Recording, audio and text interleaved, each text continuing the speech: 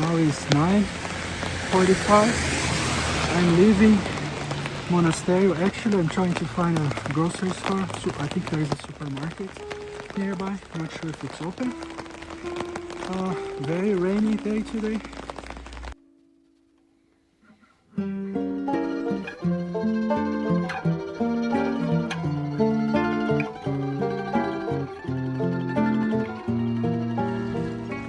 I'm finally leaving Monesterio. It's almost 11 a.m. and I stopped to do some groceries. I bought pears, bananas, grapes, and yogurt. I planned to start later and take it slow the next day after taking care of my left leg the night before at the hotel. I didn't know what the problem was, and after long sessions of self-massage and some gentle stretching, I decided to rest as much as possible before starting to walk again. I also decided to sit down and have the yogurt and grapes, since it was raining and walking with an umbrella and things in my hands wasn't comfortable. And since I had already sat down, I decided to balance my pH with a coffee and a toast.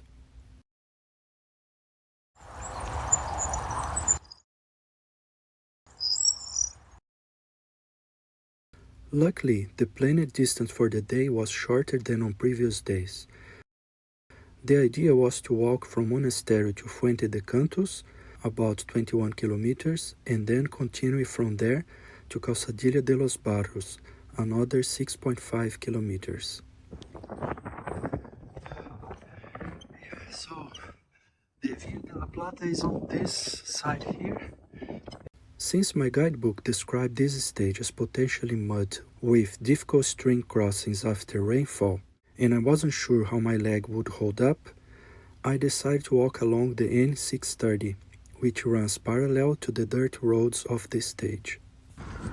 The rain had eased up significantly by the time I started walking on the N630, and it stopped completely a few minutes later. The temperature was similar to the day before, but it felt colder, at least for a while. The N630 was relatively calm, but I could still hear the steady rumble of the busy high-speed A66 highway nearby.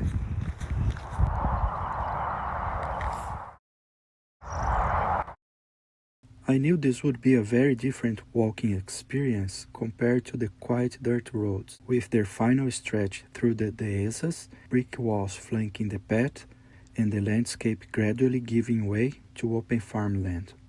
Still, walking on the road wasn't bad at all. My trail running shoes felt comfortable, and even though I had to walk far more slowly than on previous days, I was glad I didn't feel any discomfort in my legs, unlike the day before around the same time. And as a bonus, I could still enjoy the sight of encinas, brick walls, and some cattle, not too far from the road, in a scene that would soon disappear. But unlike on the dirt roads, often busy with pilgrims and hikers in different seasons throughout the year, the cattle here seemed more uneasy around people.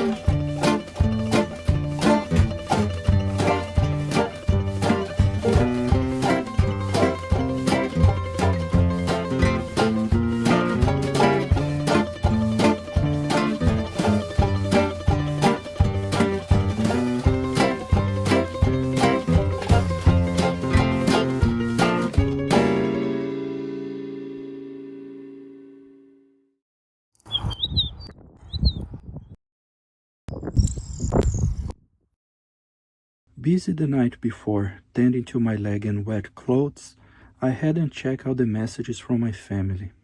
As I walked comfortably without holding my umbrella, I learned from my sister-in-law, a physical therapist, that I probably had shin splints. I also found out that my in-laws were interested and invested in my journey, asking for updates and photos. One of my wife's aunts even woke up early and went to a church to pray for me, wishing me a good journey. I was deeply moved by all their care and interest.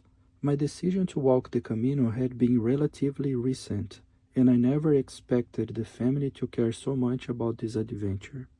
I decided to document the journey not because I expected anyone, even family, to be interested, but because I had learned so much from the videos others had shared.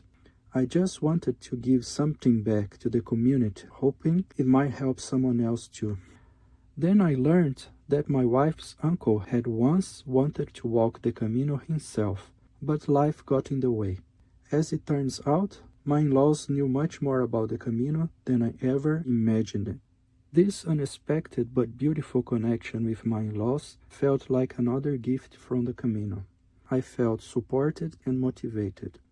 To this day, I call them my support team whenever I let them know about a new video. And all of this came to me at a time when I was realized that my feelings were more intense than ever. I guess letting go of all the distracting thoughts had made me more aware of my essential emotions.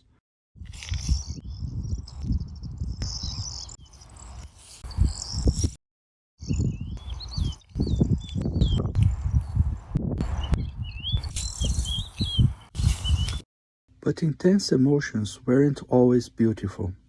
Sometimes they made frustrated situations feel even heavier. Being that it was my very first long-distance hike, I had tried to create peace of mind wherever I could. There were so many details to consider, and anything I didn't have to worry about felt like a small victory.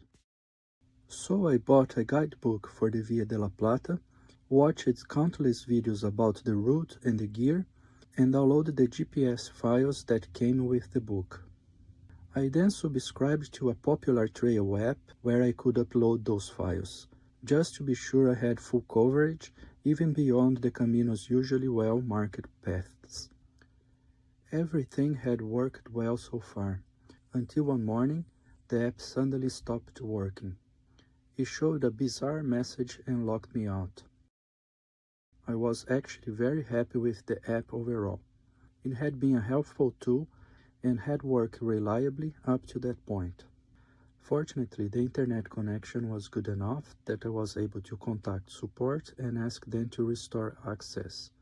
And to their credit, they resolved it fairly quickly. But in that moment, it was the opposite of peace of mind.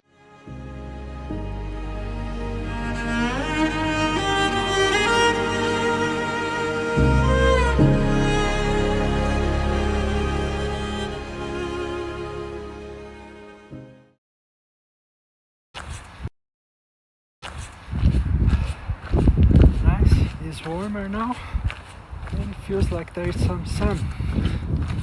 Great. Around the same time, I realized I had almost walked 100 kilometers since I started. I also realized I was standing near the midpoint between two important Roman cities, Emerita Augusta and Hispalis. In fact, the Roman road that the Via de la Plata follows began in Merida. It connected the city to the north of the peninsula, and much of it still traces the path of that ancient route. But the name Via de la Plata came centuries after the Romans. Today, it refers to this pilgrimage route, which officially starts in Seville, a city the Romans had already connected through a network of roads linking Hispalis, Italica, and Emerita Augusta.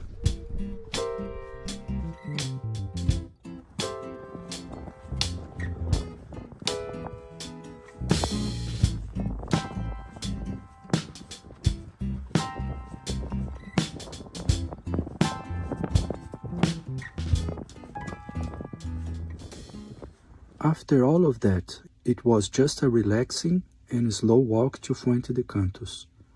I was paying close attention to my left leg, which had started to hurt a bit after this point.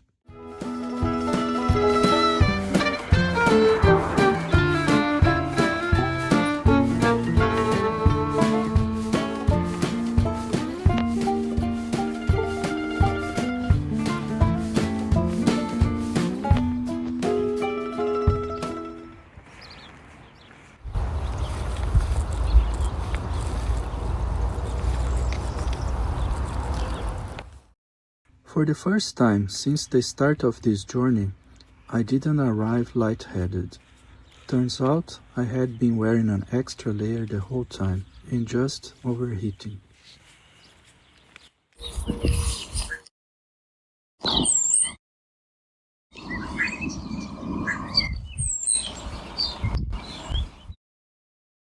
Also, for the first time, I wasn't sure what to do on arrival. I still had about 6 more kilometers to the next town, Calçadilla de los Barros, but I was feeling a mild discomfort in my leg.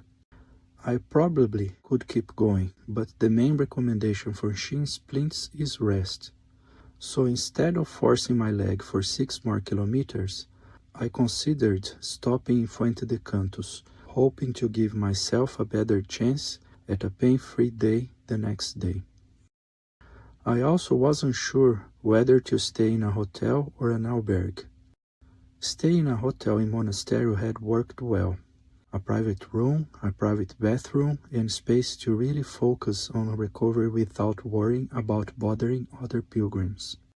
If I stay in a hotel, Fuente de Cantos, with a population of around 50,000, seemed more practical than Calçadilla de los Barros, which had only about 800. Fewer people meant fewer options. I knew not all local hotels appeared in booking apps, but I didn't want to risk arriving with sore legs in Calçadilla and having to walk around just to find a room.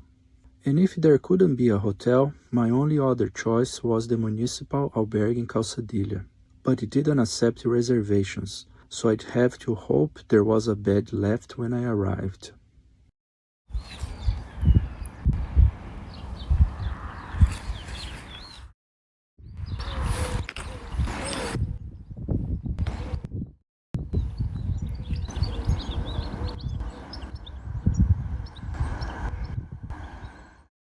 Normally, at that time of the year, not peak season, finding a spot in an albergue wouldn't have been a problem. That was my original plan, in fact. But I had started seeing more pilgrims than I expected for that period, definitely more than I'd seen in videos from previous years. And with my shin splints starting to act up, I didn't want to take any risks. On the other hand, I really wanted to go to Calçadilla. Stopping now would mean falling behind schedule for the first time, and it was still a long way to Santiago.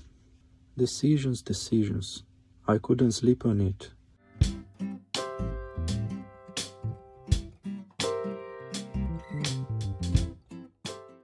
But I could eat on it. So I found a restaurant and explored my options over a meal. At the entrance, I ran into Connor, an American pilgrim I'd talked with at the albergue in Almaden. He had just finished his stage for the day and told me there were many challenging spots with water to cross along the dirt tracks. At one of them, he even had to throw his backpack to the other side before jumping across.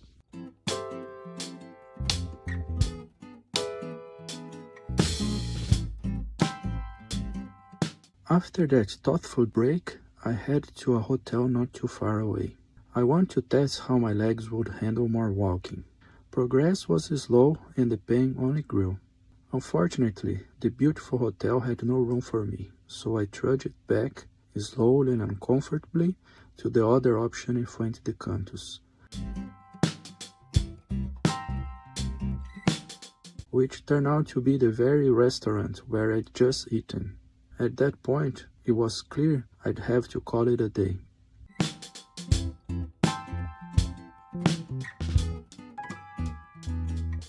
Better safe than sorry.